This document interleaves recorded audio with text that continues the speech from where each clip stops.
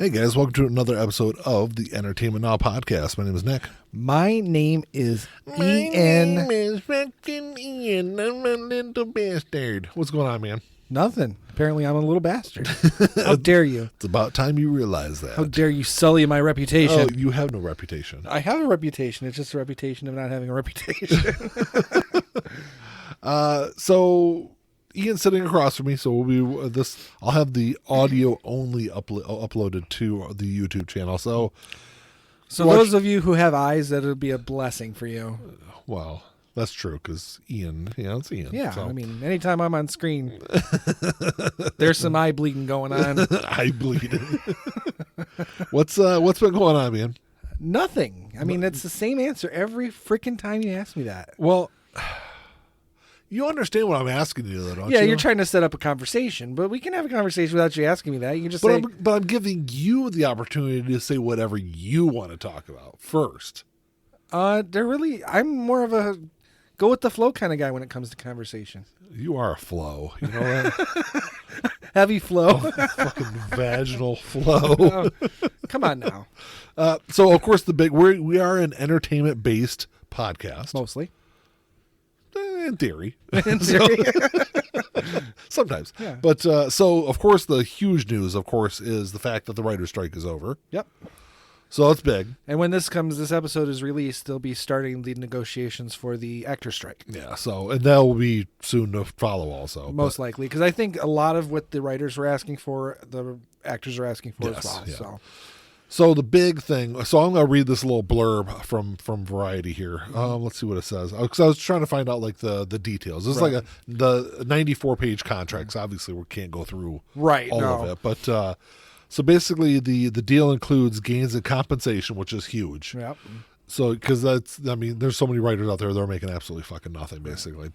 And so you also got a new requirement for minimum staff levels in TV writers' rooms, which is another huge thing that they're fighting for. Because, like we were talking before, like they're having like a couple people like write and set up things, and then they're taking their idea and like moving it over to like completely other people and have them write things. And not paying the people who got everything started in the first place. Exactly. So there's also improved payment terms for screenwriters and protections for the use of AI in the writing process. Mm-hmm. Which is another thing. We talked about that whole AI thing a couple of different times. Yeah, I don't think it's going anywhere, but I don't see why it's wrong for the writers and the actors to ask for certain protections and there to be some oversight on how it's used. Yeah. I mean, and that's really ultimately what they're asking for. And what their agreement was on the whole AI aspect, the way, if I understand it correctly, is the studio can still use it. Yes. They have to notify the writers when AI has been used in the writing process. Yeah, so no writer can be asked to rewrite something that was written by an AI without being formally informed. Yeah. So, and it can also, they can't be asked to use AI by the studio. The studio can't say, we want you to use AI to write this. But they have the option of doing it, but they have to disclose it. Yeah. So and this is all from the Variety article. I'll break down. It breaks it down a little bit further. Also, it says AI can't write or rewrite literary material, and AI generated material will not be considered source material under the contract. Meaning that AI generated material can't be used to undermine a writer's credit or separate rights. Yes. Or separated rights. So. Which I think that's fine. Fair. I think that's fair. Because ultimately, like I said, it's not going anywhere, but there has to be protections for people. And what I like from what I'm seeing from this agreement is they're doing something that the music industry failed to do in the late 90s. With downloading and digital releases, so, because the music industry saw, like we all saw, the digital revolution coming. Right, yeah. And they did nothing to try to incorporate it or try to safeguard against certain things within digital music. Right. And at least with this, the writers are trying to get out. At least the writers in the studios are going to get out and have some kind of agreement to how it's going to be utilized. Yeah. It also says a writer can choose to use AI when performing writing services if the company consents and provided that the writer follows applicable Applicable how about laws. that company policies, but the company can't require the writer to use AI software when performing writing services, which is what we already said. Yeah. And that says the company must disclose to the writer if any materials given to the writer have been generated by AI or incorporate AI generated material, which, like I said, I think that's that makes sense also. As a writer, you want to know where they got the material from. That's just common sense, I think. Yeah. And that says the contract. Then the Writers Guild reserves the right to assert the exploitation of writers' material to train AI is prohibited under the contract or other law. Right. Because that was the other thing. They were, there was talk that the studios were going to have writers working with AI software people so that AI could write better scripts and better. Ideas. So at that point, you're basically asking them to train their replacement. Yes. Yeah, that's not. That's a big one, I think. Yeah, so they put on safeguards to stop all that also. Yeah. But we'll see. Obviously, it still has to get approved. Mm-hmm. But the Writers Guild did vote to end the strike. Yes. And then I think they got 3 days to ratify the contract. Yeah, I don't know, and for all I know, as we're recording this, it may have actually happened, but my guess is by Monday when this show goes up, it should be ratified at that point, I would think. Yeah, I would think by then. Because, like I said, the actors are supposed to begin their negotiation with the studios on Monday, I believe, and as you pointed out, it's not going to be long. They're estimating another 2 weeks on that one. I don't even think it's going to take that long. It probably won't. But again, you got probably a week of negotiations and then a similar situation where they have to vote on it and then get it ratified and all that stuff. I will say that we talked before about the use of AI extras. Yeah. I didn't realize it's been going on for decades now. Yeah, I mean, they've used CGI. That goes all the way back to the late 90s. Yeah. I mean, George Lucas really kind of started that. Actually, even into the mid 90s, because he started doing duplicate groups in order to create a crowd. Yeah. In the early 90s with the Young Indiana Jones Chronicles for television, he started using that technology, and I don't think up until very recently that was that big of an issue, because you still had to have a major group of people to duplicate, and you had to, you still had to have actors. Yeah. And extras. Whereas now it's getting to the point where AI can just do that with one person. Yeah. And make them all look different. Yeah. Well, they don't even need a person to reference. Exactly. And a lot of times they don't. But that's what I was getting at. I saw a video. I don't remember if it was on. I think it was on Instagram, because I don't watch TikTok. But I think it was on Instagram Reels, where someone was talking about that. And they're like, all these different instances or examples of AI generated extras that it's in the background. You're not even really paying attention. But there's one shot. I don't know what movie it was from, but no one in the crowd had a face. But you don't notice it because it's background. Yeah, because it's in the background, and they zoomed way in on it, and it's it's section of the crowd. They're they're in these weird positions. I'm making the positions, but you can't see me. But they're in these weird positions, and they have no faces, and it's really kind of funny. It's video game background characters, yeah. But the difference is that it's so far in the background. It looks good because the detail isn't required. Yeah. But that's putting a lot of people out of work. There's some people whose their job is their livelihood depends on being an extra, and that's their day job. And granted, it's not a large amount of people, but if you can start doing it with extras, why not do it with secondary characters too? Yeah. Now instead of having supporting actors, we don't need supporting actors. We'll just pay Tom Cruise $50 million, and we'll have a bunch of AI created characters around him. Yeah. And then before you know it, why do we need to pay $50 million to Tom Cruise? We just pay. I wouldn't pay $50 million. I wouldn't pay $15 to Tom Cruise, but I like his movies. I'm not a big fan of him as a person, and I really don't even think he's that good of an actor. He's just really good at picking scripts. Yeah. And he knows what he wants out of his movies, and he's got enough power and clout to make it work. And for the most part, it does. His movies are good. He's just not that great. I mean, he's no Clint Eastwood, in my opinion, because there's similarities in terms of, Clint Eastwood's very picky about the scripts he uses. He's very picky about how things are filmed, even the movies that he's not directing. And the movies that he's in are good, but he's got acting chops. Yeah. He's got talent, whereas Tom Cruise is just... He's kind of a one-trick pony. Kind of, yeah. I mean, for whatever reason, it works, though. I mean, his movies they sell. Yeah. I still haven't even seen Top Gun Maverick yet. I thought it was great, and I loved the first Top Gun movie, and I thought it was... Well, back in the 80s, he had potential. I mean, there was... You saw, the future leading man of Hollywood, which he is, but you saw the potential of him being, like, a great leading man. And in the end, he's just a leading man. Yeah. But, it's good to see that the writer strike is finally going to be over. I will say that there's some... Bill Maher got a bunch of heat. I don't know if you saw any of that. What are you doing? Just making sure my mic's on. I don't know. I know you can hear me, but just want to make sure the volumes are good. So Bill Maher announced a week or two back that he was going to jump the picket line. Yes. And he was going to start his show back up. Yes. And then writers be damned. And people fucking came down, and I don't blame them. I do not blame them at all. They came down on Drew Barrymore too. I don't think they came down as hard on her as they did on him. Because she was going to do the same thing. Was she? Yeah.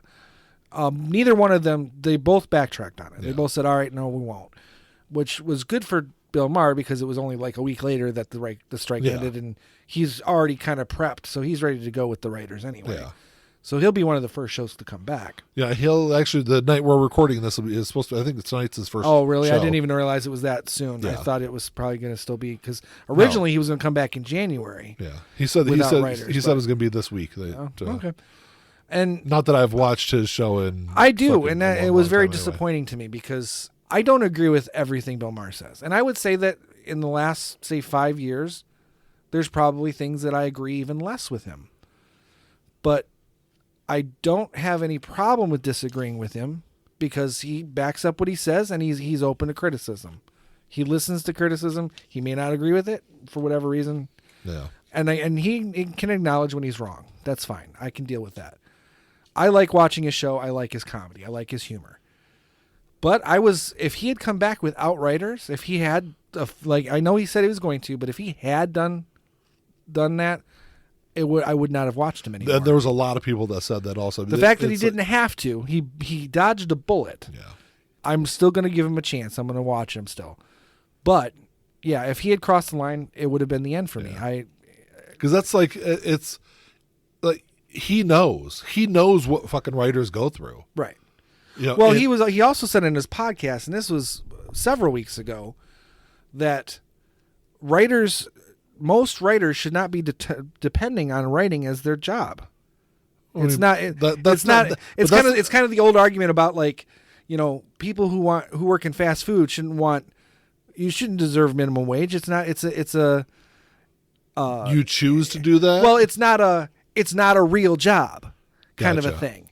And I mean, I'd have to listen to the quote again, but when he said that, I was like, come on, Bill, That's not up to you to determine what other people do for their career. And for someone who relies, I mean, don't get me wrong, Bill Maher writes a lot of his own show. Yeah. But he relies heavily on writers too. Yeah. I mean, in every episode, there's him and at least 3 to 4 other writers for every episode. Yeah. So that's 3 to 4 other people that he is relying on. You've got to be on their side. Yeah. If you want them to do the best work, and your job is dependent, he can't write that whole show by himself. It would have been interesting to see what would have happened had he come back and jumped the picket line and had basically a scab show. Because, after that, who's going to want to fucking write for you? Right, exactly. And that doesn't necessarily even limit, it's not just limited to the writers. The cameramen are in a union, the electricians are in unions. Yeah. You're not going to get your best. And he even said the show will come back without writers and the quality will suck. Yeah. He said it. He said that. But his way of thinking was, I want to go back to work. I get it. They all the writers want to go back to work. But here's the thing: he has his podcast, he has other things he can do, and he's not hurting for money. No, because he still gets residuals. People watch, and that's the thing. He's getting, because he's a producer on a show, because he's getting residuals on those shows that the writers wouldn't be getting if they hadn't gone to strike. No. So it's really just about leveling the playing field, which is what we all want. Yeah. Nobody wants a free hand. Everyone knows we have to work. Well, if you ask some people out there, right? Well, there's a lot of people out there asking for a free handout. There are, but there's a lot of people who think that people who are in dire straits are getting handouts left and right. Are getting handouts left and right that they don't deserve, and that's just they're not working because they're getting the handouts. Yeah. No, most people want to work, they want to contribute, but they want it to be a fair playing field, and that's all I think the vast majority of people are asking for. And kind of going back to what you were just saying a second ago, like in any situation, in any program, there's always going to be that like 2 to 3% that are trying to game the system. Of course. So you want to punish 97 to 98% of the people out there for the actions of 2 to 3%. Which that's the thing that's always gotten me. When they talk about like people, taking advantage of welfare and all this other things, which welfare isn't really a program; it's just an umbrella term. But whatever, it's beside the point. It's like I said, there's always going to be a very, very, very small percentage of people that take advantage of any program out there. And I know people are like, oh well, it's more than 2 or 3%.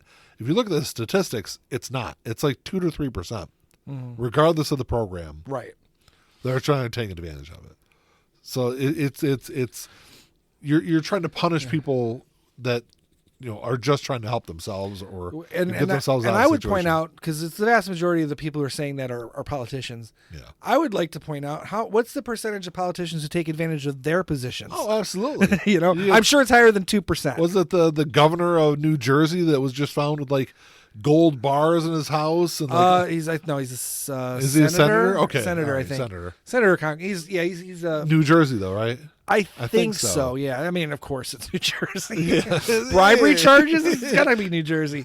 No, I'm completely legit here. Right, and I mean that just goes to show you, there are people who are like, oh, it doesn't matter which side you vote for; they're all the same. No, because he gets caught doing that and is indicted, and the Democrats say you need to go.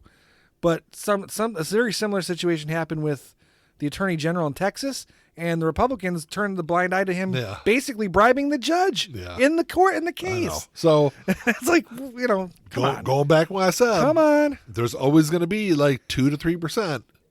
They're trying to game the system. They're trying to take advantage of the system. And that's not just like I said, it's not like welfare programs. It's every fucking program that's out there. There's always, regardless of what you're doing, there's always going to be somebody out there that's trying to take advantage of it. Yeah. And I have absolutely no fucking clue how I was relating that to the writers' strike. Well, because it's just about, like I said, it's about getting, what it's fair. Oh yeah. Leveling the playing field, so that yes, the few that take advantage of it aside, that everyone has a fair shake in life. If you're doing the work, you got to get the fucking pay for it. Yeah. And at one point in time, not that long ago, you could make a very good career out of being a writer. Right. Out of just writing. It's only been within the last several years.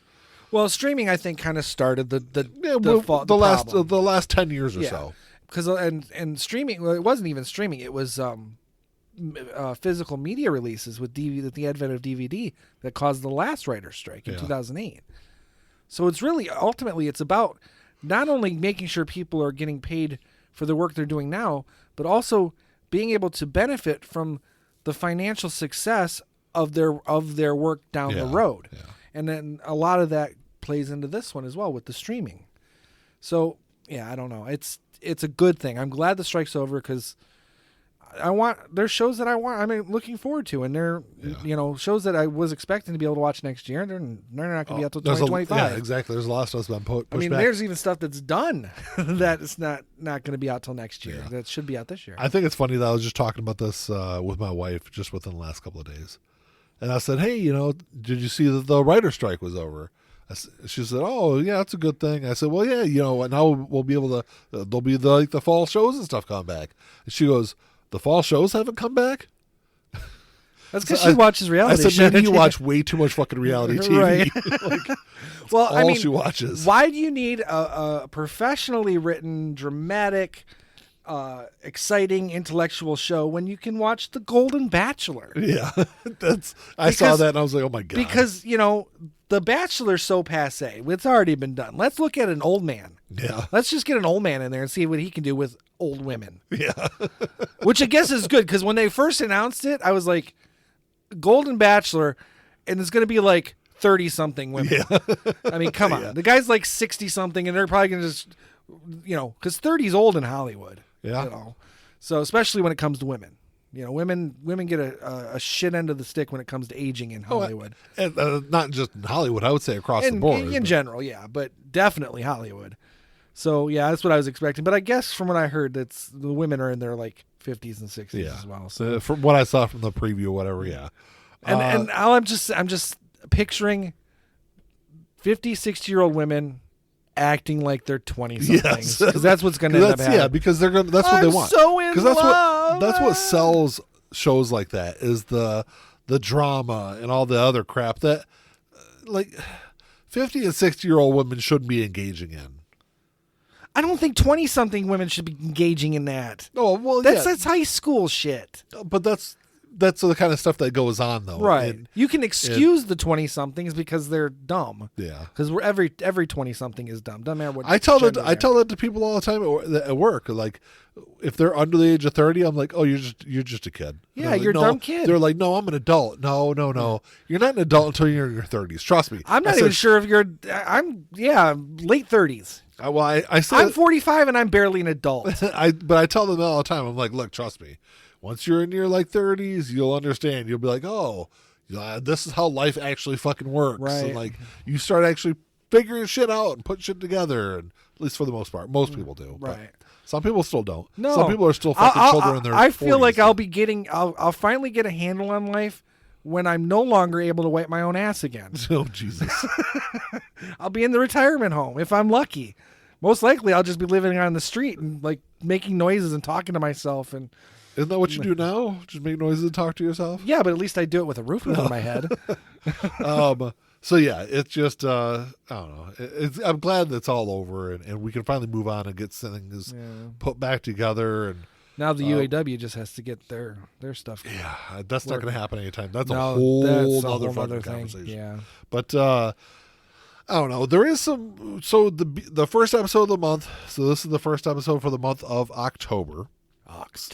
So what we try to do is kind of look forward to the month and look and see what's coming out in theaters, on streaming that we're looking forward to. Mm-hmm. And October, you would think would be a really good month. It's there's a few things. There's a couple of things, but I don't think there's a whole lot of. No, there's a couple movies and a couple TV shows. That's and I don't know if like some of that has to do with the writer's strike. I mean, it probably does. Some of it, because I think there were some things that were backed up out of November. Yeah, but I'm not a big horror movie fan, but like October seems to be a good month for horror movies. Yeah. And we've got it's not October. It's the last Friday before October. Saw 10. Yeah. Or Saw X, depending on how you want to look at it. Saw 10. Which I've never been a big fan of the Saw movies. I haven't watched any since 7. So there's 3. This will be the third one that's been made, and I haven't seen the two before it. Yeah. So I might go back and see and watch those two and see what they're, because they got mixed reviews. Yeah. I'm more excited to watch the one with Chris Rock, even though that one got the most mixed reviews. But because that was Spiral. There was Jigsaw, then Spiral, and now Saw X or Saw 10. And we'll see. Is this still like how? I don't think I've watched anything past like the third or fourth Saw movie. Well, me and Mandy watched the fourth one together. Yeah. So that's probably the last one I you saw. watched. Yeah. So are these like still like in like present day, or is this like? I don't think so. I think this one takes place between 1 and 2, or I think it takes place between 1 and 2. Yeah. Because I know the series jumps all over. It does, and I mean, in fact, when we watched the fourth one, at the end, because I think Mandy and I kind of were more in tune with it than you were, and we both looked at each other and said, So this one's basically taking place at the exact same time as the third one. So it's literally parallel with the third. Yeah. It's happening at the same time. At the same time, yeah. So yeah, you're right. It jumps around a lot because the antagonist, the main antagonist, dies in the third one. Yeah. No spoilers. I mean, the movie's 15 years old. I think Yeah. I can spoil it. But what's his name? Tobin Bell's character is killed in the third one, and they still made 4 more. Yeah. So, like I said, the fourth one takes place during that, and they have good explanations for how that works. And the new one takes place in Mexico, and he's like trying to find a cure for his cancer. Yeah. Well, he's got cancer, so he's trying to find his cure. But yeah, and I mean, the early reviews have been pretty positive. Like I said, I need to watch the last 2, but if this one is technically a prequel or going backwards, it doesn't really matter. I can watch this one at any time. It's not like I need to watch those 2 to catch up on anything. It just, after a while, it seemed like a lot of the Saw movies were just like gore for gore's sake. Well, they're torture porn. That's what it kind of fell under that category. Yeah. People were just paying to see what kind of weird contraptions people were going to be torn apart by. Yeah. Which, to be fair, is not that much different than going to see Friday the 13th Part 7 to see what creative ways Jason's going to use to kill people in that movie. Yeah. The difference is that there was, you had a protagonist or an antagonist at least, and it was still early days, so it was still fresh. Once the Saw, when you're popping out a Saw movie every year, which they did for first couple of years, for all of them, really, I think up until 7. It's going to get stale, and it's going to get to the point where the characters are cookie cutter, and nobody gives a shit about the characters anymore, and that's where it falls apart, and that's where the slasher films fall apart. Yeah. When you stop caring about the people dying, and you're more excited about seeing them die, it kind of loses its point. The special effects, the blood and the gore, it's the punchline, but you shouldn't be looking forward to it. You should be. It's the shock, it's the scare part, And the Saw's kind of got same problem. But there's some other good stuff coming out. The new Exorcist movie comes out October 6th. Super excited about this. Now, again, this is another one that's had mixed reviews and early screenings and stuff. And I'm not entirely happy with the way David Gordon Green finished out his Halloween trilogy and then jumps right into an Exorcist trilogy. Yeah. However, I've seen all the trailers. The first trailer was very disappointing. I was like, this doesn't look good. Second trailer made me super excited. Yeah. So we'll have to see how it goes. I am apprehensive. I'm not going to go into details about what I'm apprehensive about because I want to see it. I want to see how it plays out first because I'm kind of certain I know where some of it's going. And if it's going where I think it might be going, I don't necessarily like that. But I'll wait and see. I reserve judgment. But I will be seeing this in the theaters for sure. Okay. So. But like outside of that, the new Martin Scorsese film, Killers of the Flower Moon, comes out October 20th. Which looks good. I mean, it's Western crime, so I mean, I don't think it's Western. It's like late 1800s, early 1900s, right? It's like it says, Killers of the Flower Moon is an epic Western crime drama. Really? Because there's cars in it. Yeah. So I don't really see. I don't. When you say Westerns, I'm just horses and cowboys and no, I don't think it's quite like that. No, but because it's about oil barons taking native land in Oklahoma. Yeah. So it's something I won't see in the theater, right? Yeah. When it's available on streaming, I'll definitely watch it though. Absolutely. I mean, Martin Scorsese. I mean, he makes incredible. And movies. he's still at. I wouldn't say he's at the top of his game, but he's still high up there. You know. So while we have him. Let's get what we can from him. Yeah. So, because he's not a spring chicken. Outside of that, Five Nights at Freddy's, which I'm kind of super excited about too. To be honest, so my kids used to play the game when it first came out, and when I heard they were making a movie, I'm like, man, that's fucking dumb.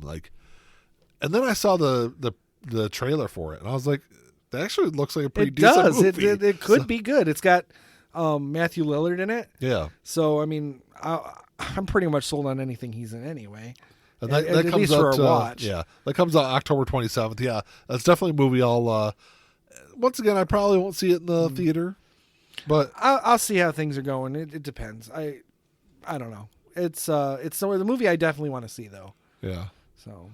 But outside of that, man, that's kind Kind of it. That's yeah. kind of it It's for kind of a weak theaters. weak movie month, and it's going to be a lot of weak movie months going forward for a little while. TV shows I'm kind of excited about, and weirdly, I'm kind of, I don't know if I'm excited, but I'm intrigued by the Frasier reboot. Yeah, I saw that they were doing that, and I was never a huge Frasier fan. I mean, it's a good series. Yeah, I liked Frasier. I mean, it's not Friends by any means, but Yeah. I like Frasier. I don't know though. It's like, well, it's I have to wait and see. I felt the same way about the Night Court reboot, which I enjoyed, but is kind of forgettable. Like when it's not on, I'm not looking forward to the next episode, and until I go, oh, there's a new episode, then I'll watch it. I'm afraid that's kind of going to be the case with this Frasier reboot. Yeah. But we'll see. We'll have to wait and see. I don't have a problem. These people who criticize, they call it member berries, bringing back old characters and stuff. I don't have a problem with that. No, I don't have a problem with it either. If there's story to tell and they can do it well, then do it. I don't give a shit. It worked, and this is an old trope. Back in the 80s they brought back Leave It to Beaver, and that was a great show. Yeah, the new Leave It to Beaver was fantastic, and in fact it progressed the original story, but it brought it up to a modern day aesthetic. I thought it worked. I really loved watching that show when I was a kid. Yeah. Of course, I used to watch the reruns of the old one too, but it worked. Yeah. Do you know what service is that on Netflix, Paramount? Hulu? Is that Paramount? I think it's Okay. Paramount. Yeah. I guess it's on my list here. I guess I could scroll down. Yeah, and I think see. it's Paramount on, Plus. Paramount Plus. You're Yeah. right, and that premieres October 12th. Yeah.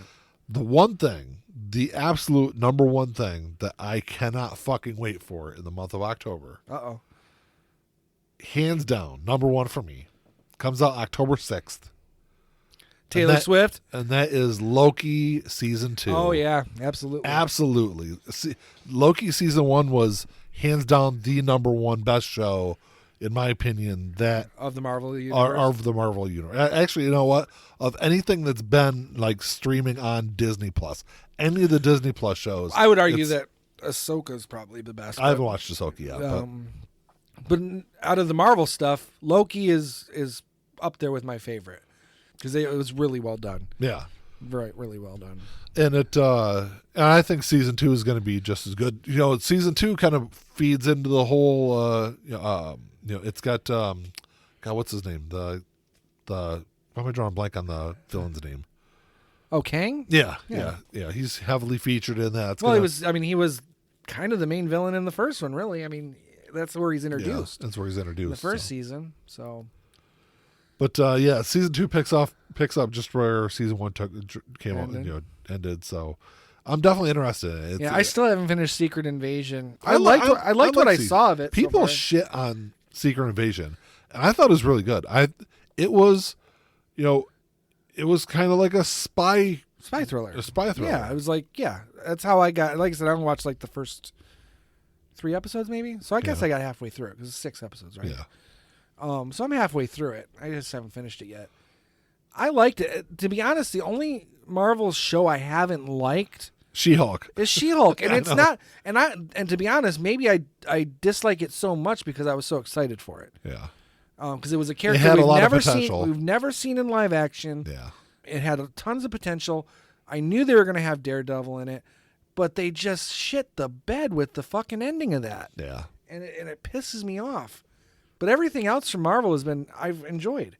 Echo I'm looking forward to. Hawkeye, I loved Hawkeye. I love Falcon and the Winter Soldier. WandaVision is at the bottom of my list, just above She-Hulk. Yeah. Because I get what they were doing with it and what they needed to do with it. I see that. Well, yeah, because it set up Doctor Strange. It set up Agatha. It pretty much set up the whole multiverse thing in general, in a sense. But it's just not. It wasn't enjoyable to watch in the grand scheme. It was a struggle for me to watch it. Yeah. So I had a hard time with that one. But a Secret Invasion, I'm looking forward to. Daredevil is the most anticipated of all of them. Yeah. But I know that's been backed up again because of the strikes. Get some breaking news. Obviously, this won't be breaking news by Tuesday when this comes out. But a suspect in the 1996 killing of Tupac has been arrested. Ooh. Yeah. Wow. He won't last in jail. Tupac's still alive. But, Well, his memory's still alive, and there's a lot of people who are sad that he's dead. So whoever killed him is not going to do well in jail. But so definitely looking forward to. I think Loki's gonna be a fantastic show. Yeah, that is. Unfortunately, it's only going to be 6 episodes long. Mhm. I'm sure they're probably only going to be 30 to 40 minute long episodes, which I think is fucking stupid. So I think Disney Plus, at least as far as the Star Wars stuff, they're starting to figure out that they probably need to go at least a 42, 43 minute episode. Well, the problem is with that though, they've got 15 minutes of fucking right. And, That's what I mean. Credits. When I say 42 minutes, that's with all that. Or without. It's or without that. I'm sorry. Yeah. Because that's kind of what they're doing with Ahsoka, and it's making a huge difference. That's what they need. Ahsoka had one episode that was 32 minutes long, and it was probably the most or the least related episode. Like, people just didn't get that. It was too short. Yeah. I thought it worked well because it was more of a bridge episode. Yeah. But I think they're learning if they need to tell a story and they're only going to do it in 6 episodes, you got to stretch that out. If you're doing it less than that, then just do a goddamn movie. Yeah.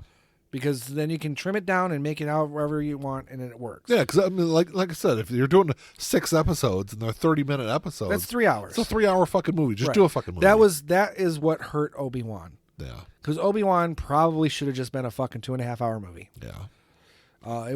It probably would have done better. It had been more successful in terms of viewership. They could have still put it on Disney Plus. It could have been a direct to streaming thing, but they probably should have. I think it should have been a theatrically released movie. And if they had done it that way, it was initially intended to be that. Yeah. They stretched it out to get it on Disney Plus, and it didn't. It doesn't work. I enjoyed it. I don't really have the same problems with it most people do, but I see their problems. I liked it. I thought it was a good series. Yeah, but it could have been a 2.5, 2 hour, 45-minute movie. It would have been. I think it would have been a better movie. Yeah, exactly. I agree. So if you're going to do these short episodes, 30-minute episodes, animate them, because that's what an animated show is. It's 30 minutes. Yeah. Or make a fucking movie. Yeah. Or have 15 episodes. I don't even think you need to do that. I mean, I don't want them to do that, because then you start getting 30-minute episodes that nothing happens. Yeah. I think, like, at a minimum, regardless of what you do, it needs to be at least 8 episodes long. Yeah. Well, now with the writer strike, some of the details, that will require extra writers. Yeah. So studios are going to probably maybe start trimming down their shows in order to keep the because there's no financial win for them to stretch out the season. No. But there is, especially if you're on a streaming service that if you're trying to make quality content to keep people engaged and on your site, then you need to have them engaged for more than 6 weeks. Yeah. Because Disney Plus people are on there for multiple reasons. Yeah. But there are people who have Disney Plus just for Star Wars or just for Marvel. And if there's no Marvel stuff, they're gonna cancel their subscription and renew it when the Marvel stuff comes back. So when they do that, you want them to be on there for more than a month and a half. Yeah. So you get 2 months, whereas you could get 3 or 4 months out of them if you stretch it out. Or if you produce quality things, then they keep it so they can rewatch it. If it's just a one-time thing, and that's what you want. You want them to keep coming back. Yeah. And if you're not doing quality things, then they're not going to come back. They're just going to cancel. Yeah. So I don't know. I think there's not a lot of stuff in October, but I think the stuff that we're going to get, I think, is going to be a good there's some month exciting stuff coming. But anything else to add there, Ian? Nah. Any questions or comments, you can email us at entnowpod@gmail.com. Check us out on Facebook. We got a Facebook page on there. So follow us on there. Make sure you follow the YouTube channel also. I'll put the audio up on YouTube, and that's about it, man. Yep. Well, until next time. Talk to y'all later. Peace.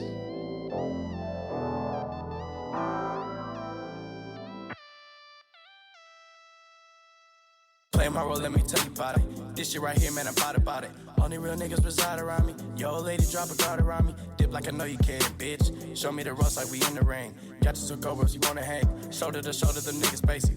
You know I won't lie. You Know that I ain't for that fuck shit. You niggas alright, but I'm way better and she love it. Know that y'all sick as fuck. Here go this tissue, bruh. We taking the dub, hoping you get you some. This hit like a pick me up. She taking my drugs. Know they see the sign. That's some dollar signs. Know they sick as fuck. Know they sick as fuck. Tell them get well soon. Tell them get well soon. Know you sick as fuck. Get well soon.